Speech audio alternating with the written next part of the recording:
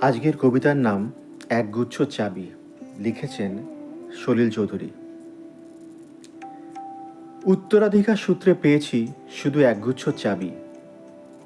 ছোট বড় মোটা বেঁটে নানা রকমের নানা ধরনের চাবি। মা বললেন, যত্ন করে তুলে রেখে দিস।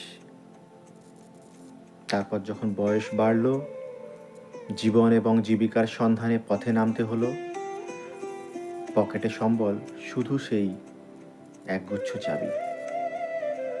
ছোট বড় মোটা বেটে নানা রকমের নানা ধরনের চাবি।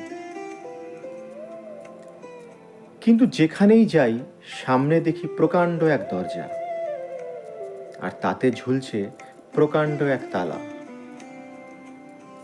পকেট থেকে চাবির গুচ্ছ বের করে এ চাবি সে চাবি ঘোরাই ফেরাই, কিন্তু লাগে না, খোলে না। শ্রান্ত হয়ে ঘরে ফিরি।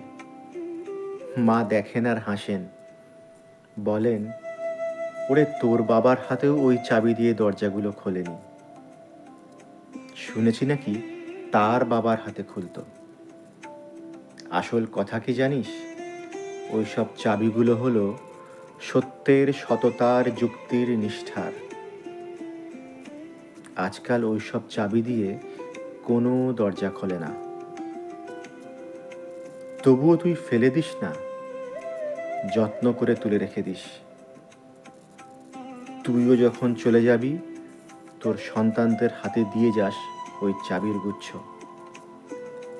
হয়তো তাদের হাতে আবার একদিন ওই সব চাবি দিয়ে জীবনের ওই বন্ধ দরজাগুলো আবার খুলে যাবে।